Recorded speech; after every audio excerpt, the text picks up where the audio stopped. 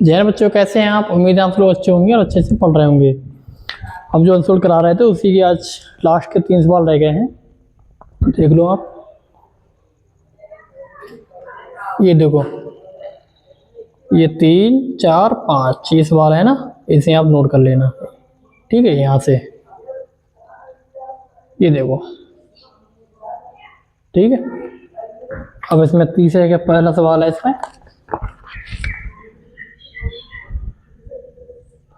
तीसरा सवाल है। इसमें कह रहे हैं यदि 4 कुर्सियों तथा 7 मेजों का मूल्य 360 है, 360 रुपये है, और 6 कुर्सियों तथा 10 मेजों का मूल्य 520 रुपये है, तो एक कुर्सी तथा एक मेज का मूल्य ज्ञात करो। कैसे करेंगे हम? देखो, लेकिन मान लेंगे, माना एक कुर्सी का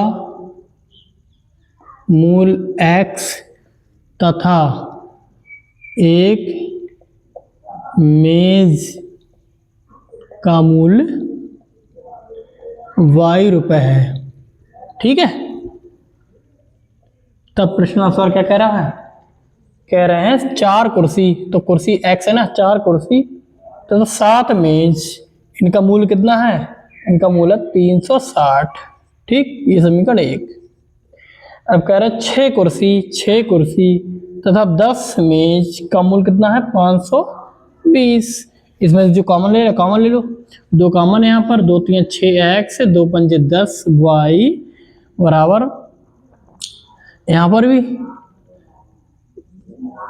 520, 2 1 2, 2 दूनी 4, 2 छंग 12, ठीक। कितना बचा? 3x प्लस 5y बराबर 260, समीकरण 2। देखो, अब 2 चरवाल रैखिक समीकरण बन गया, ये उसी का सवाल है ये। इनको हल करने के लिए क्या करेंगे हम? विलोपन विधि का यूज करेंगे। विलोपन विधि क्या होती है? किसी एक चर को खत्म करना होता है। कि कोई एक चर कैसे खत्म होता है? वो इस प्रकार खत्म होता है कि दोनों चरों में किसी भी एक चर के गुणांक को समान करते हैं तो चिन्ह को अपोजिट करते हैं। हम अपने अनुसार जो हमें सरल लगे उसके अनुसार करते हैं। हमें ये लग रहा है कि x के गुणांक समान करने हैं, तो x के गुणांक समान करने के लिए क्या करेंगे? इस समीकरण में इस समीकरण के x का जो गुणांक है इससे गुणा करेंगे, तथा इस समीकरण में इस समीकरण का जो x का गुणांक है इससे गुणा करेंगे और गुणांक समान हो जाएंगे। कैसे? देखो, लिख देंगे समीकरण 1 में 3 से तथा समीकरण 2 में 4 से गुणा करने पर, ठीक। कर लो गुणा, इसमें 3 से, इसमें 4 से, 3 से गुणा करो, 3 चौक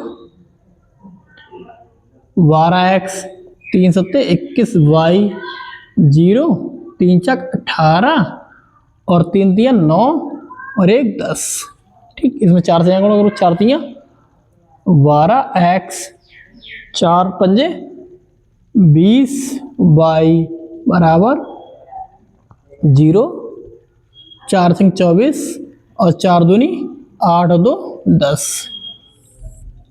देखो, गुणांक समान होगा, चिन्ह को पुट करो, माइनस माइनस माइनस लिख देंगे घटाने पर, ठीक है। अब ये कट गए, यहाँ क्या बचा? प्लस का y, यहाँ का बचा 40, तो y का मान कितना आ गया? 40 आ गया। यानी कि मेज का मूल्य, एक मेज का मूल्य 40 रुपये आ गया, ठीक है। अब हम कुर्सी का मूल्य कैसे ज्ञात करेंगे? इसका मान समीकरण 1 में रख दो। y का मान समीकरण 1 में रखने पर, ठीक है, रख दो। 4 into x plus 7 into y का मान कितना है?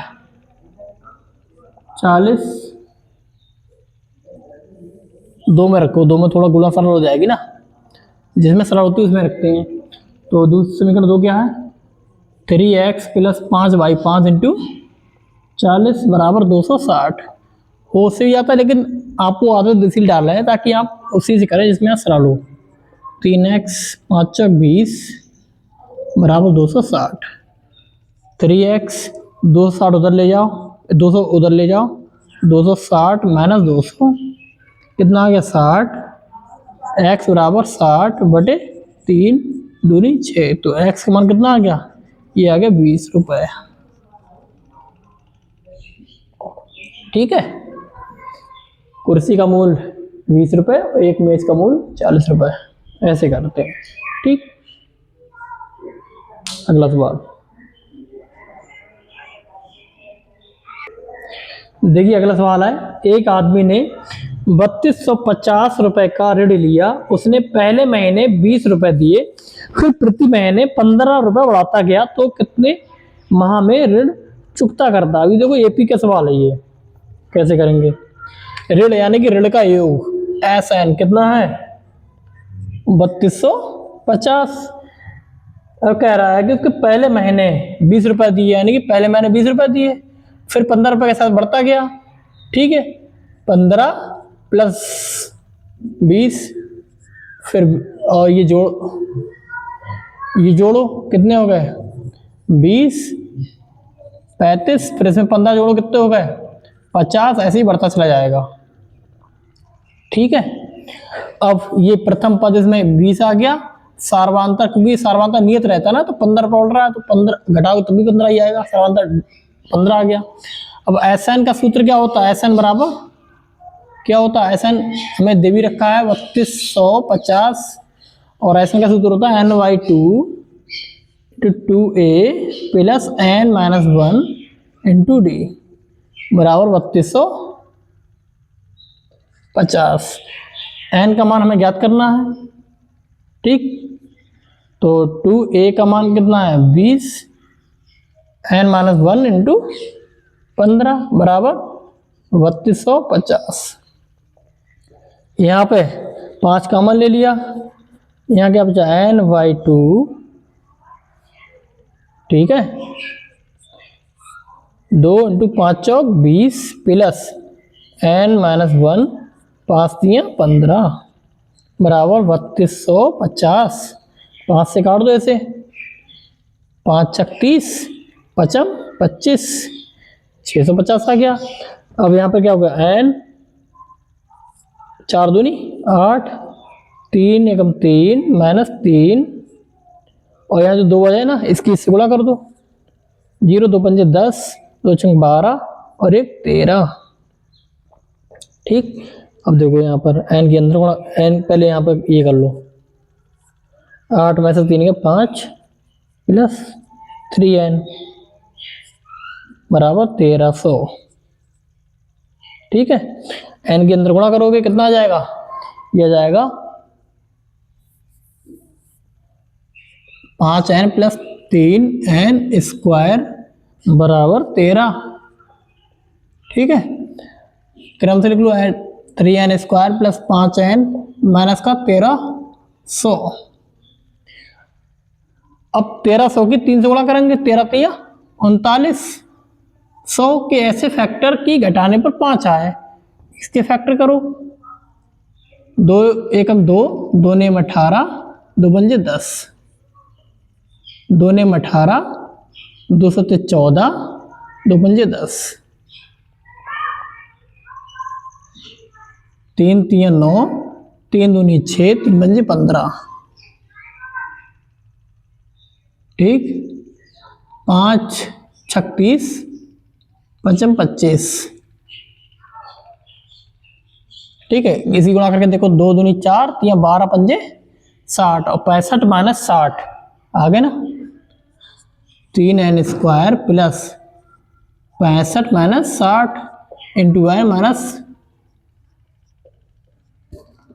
ठीक है, इसके अंदर गुणा कर लो, 3n square plus 65n minus का 60n 1300 बराबर 0। ठीक है, यहाँ पर क्या कॉमन है, यहाँ पर n कॉमन है, ले लो 3n प्लस यहाँ 65 बचा, यहाँ क्या कॉमन है, यहाँ कॉमन है 20। ठीक है, यहाँ क्या बचा 20 3 60 मान माइनस प्लस ये 65 बराबर 0। ठीक, यहाँ इन दोनों में क्या कॉमन है 3n प्लस 65। यहाँ क्या बचा n, यहाँ क्या बचा माइनस का 20। n का मान निकालेंगे दोनों को 0 के बराबर रख लेंगे तो 3n प्लस का 65 बराबर 0, n माइनस या n माइनस 20 बराबर 0। यहाँ पर n का मान कितना आ गया, ये आ गया माइनस का 65/3। अब देखो यहाँ पर n का मान कितना आ गया, ये आ गया 20। अब देखो n क्या है, महीनों की संख्या, यहाँ पर लिख भी देंगे है ना n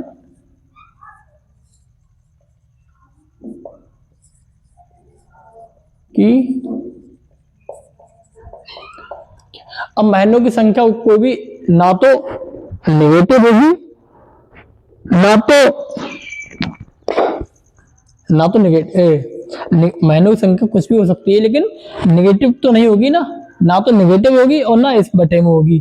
ठीक है, बटे में होगी तो दिन भी आ जाते हैं, लेकिन नेगेटिव तो किसी भी हालत में नहीं हो सकती। और महीना जब पूरा पूरा पूछ रहा है तो वो बटे में भी नहीं होगा, पूरी एक नेचुरल नंबर होगा, ये पूर्ण संख्या होगी, पूर्ण संख्या होगी। ठीक है, तो ये पूर्ण संख्या, ये नेगेटिव भी है इसलिए ये आंसर नहीं होगा, हमारा आंसर ये होगा n बराबर 20, यानी कि 20 महीने हैं। 20 महीनों में वो अपना ऋण अदा कर देगा, यानी 12 और एक साल 8 महीने। अगला सवाल,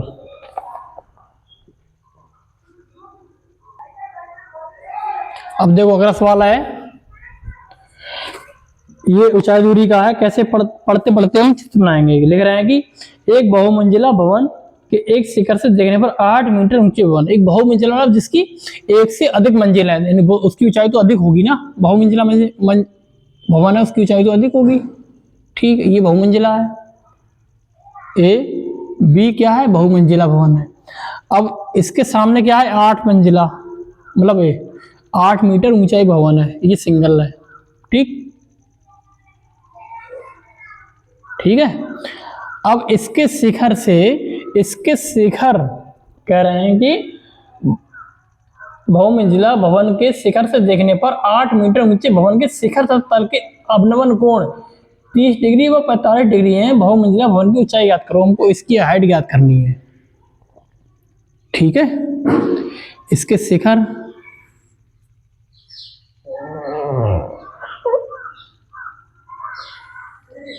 ठीक है, शिखर तथा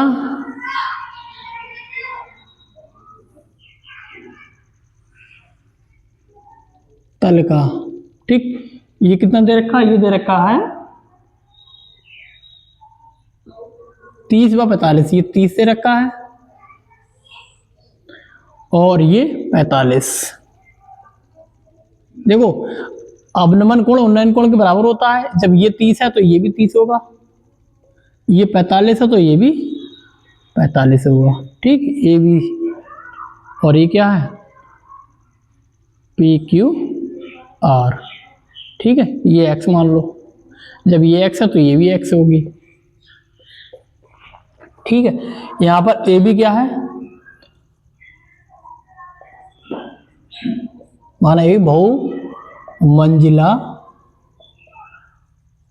भवन, और पी क्यू क्या है 8 मीटर ऊंचा भवन। ठीक है, अब हम कैसे करेंगे, देखो सबसे पहले देखो ये 8 है ना, तो ये भी 8 हो जाएगी, और ये कितनी आ जाएगी पूरी h है ना, तो ये आ जाएगी h माइनस 8। ठीक है, ठीक है, अब देखिए त्रिभुज बी ए क्यू में इसमें tan थीटा बराबर, या थीटा की जगह पे जो कोण है वो डायरेक्ट लिख लो 45 है ये, और लंब ए बी बटे आधार क्यू ए। tan 45 का मान लंब एच आधार एक्स, तो एक्स बराबर एच आ गया। ठीक, अब हम त्रिभुज कौन से में, छोटे वाले त्रिभुज में कौन से में, वी आर पी में, इसमें भी tan 30 लंब बटे आधार, ठीक, tan 30 का मान 1/√3, वी आर कितना है h माइनस 8 और पी आर कितना है ये x है, तो x इधर ले आओ। ठीक, x अपॉन √3 बराबर h माइनस 8। ठीक है, x यहाँ पे h, तो यहाँ पर रख दो h, तो h अपॉन √3 बराबर h माइनस 8, 8 उधर ले आओ और ये उधर ले जाओ। ठीक, तो 8 इधर आ गए, ये आ गया h माइनस h अपॉन √3, यहाँ पर h कॉमन आ गया, 1 माइनस 1 अपॉन √3, ये 8 है, √3 की 1 से गुणा करेंगे, √3 माइनस 1 अपॉन √3। ठीक, 8 इजकल टू h, √3 की 8 से गुणा कर दोगे, √3 और √3 माइनस 1 इधर ले आओ, √3 माइनस 1 इजकल टू h। ठीक है, यहाँ से नीचे से रूट गायब करेंगे, कैसे करेंगे हम, परमीकरण कर देंगे ना, तो 8 √3 अपॉन √3 माइनस 1, इसके अपोजिट चिन्ह से ऊपर नीचे गुणा कर देंगे, ये परमीकरण करना कहते हैं इसे। ठीक, ऊपर क्या जाएगा 8 √3 into √3 plus 1 upon a minus b, a plus b, एक ब्रैकेट में a plus b, a minus b क्या होता है a square minus b square minus. ठीक है, अब ये क्या आ गया 8 √3 के अंदर गुणा कर देंगे तो ये 3 आ जाएगा, ये आ जाएगा √3 अपॉन स्क्वायर से रूट कैंसिल, 3 माइनस 1 कितना आ गया 8, 3 प्लस √3 अपॉन 2, 2 चौक 8, कितना आ गया h की वैल्यू आ गई 4 इंटू 3 प्लस √3 मीटर, ये आ गई h की, यही निकालना था। ठीक, बहुभुज भवन की ऊंचाई। अगला सवाल करते हैं, देखो 4 का अगला खंड, ये देखो हमने अभी त्रिकोणमिति जब पढ़ाया था ना, उसमें अभी 3-4 क्लास पहले कराया है, ये देख लेना, कुछ नहीं करना है इसमें, बस इसको खोलना है, इसको खोलना है, बाकी आपको सब पूरा अच्छे सवाल करके बता चुके हैं, दोबारा करने से कोई फायदा है नहीं, समय खर्च होगा, इसको खोलना है, इसको खोलना है, बाकी हो जाएगा। क्यों, sin square theta plus cos square theta equal to 1, और ये वो कट जाएंगे तो 2, ये वो कट जाएंगे तो 2, 2 2 4 1 5, और फिर इसका cos स्क्वायर थीटा का cos स्क्वायर थीटा का सूत्र लगाएंगे 1 प्लस sec स्क्वायर थीटा, नहीं cos square theta 1 plus cot square theta, और sec स्क्वायर थीटा लगाएंगे 1 प्लस tan स्क्वायर थीटा, तो 1 2 5 2 7 और tan square theta plus cot square theta सिद्ध हो गया। देखो, ठीक है, अगला सवाल ये है 5वां, यह कि इसका संपूर्ण पृष्ठीय क्षेत्रफल ज्ञात करना है। इस आकृति का ये आकृति पेपर में दे रखी है, इस आकृति का संपूर्ण पृष्ठीय क्षेत्रफल क्या होगा, संपूर्ण पृष्ठीय क्षेत्रफल। देखो ये आकृति दो आकृति से मिलकर बनी है, एक शंकु और दूसरा अर्धगोला, तो शंकु का पृष्ठीय क्षेत्रफल, शंकु का पृष्ठीय क्षेत्रफल प्लस अर्ध गोले का पृष्ठीय क्षेत्रफल, शंकु का क्या होता है पाई RL प्लस अर्धगोले क्या होता है पृष्ठीय क्षेत्रफल 2 पाई R स्क्वायर, गोले का 4 पाई R स्क्वायर होता है ना। यहाँ पे देखो पाई R कॉमन ले लिया, क्या बचा यहाँ पे, यहाँ बचा L, यहाँ क्या बचा 2R। अब देखो हमें आर तो पता है, क्यों? क्योंकि डी में पता है। डी क्या है? डी है 3.5। तो आर क्या हो जाएगा? आर हो जाएगा 3.5/2। ठीक है, ठीक है। अब देखो आर तो आ गया, हमारे पास एल नहीं है। एल कैसे आता है? एल आता है ऐसे। एल क्या होता है? एल होता है √r² प्लस h²। अब आर हमें पता है, एच कैसे निकालेंगे? एच होती है शंकु की ऊंचाई। कैसे निकालेंगे? शंकु की यहाँ तक है ना, तो ये त्रिज्या है। त्रिज्या किसकी है?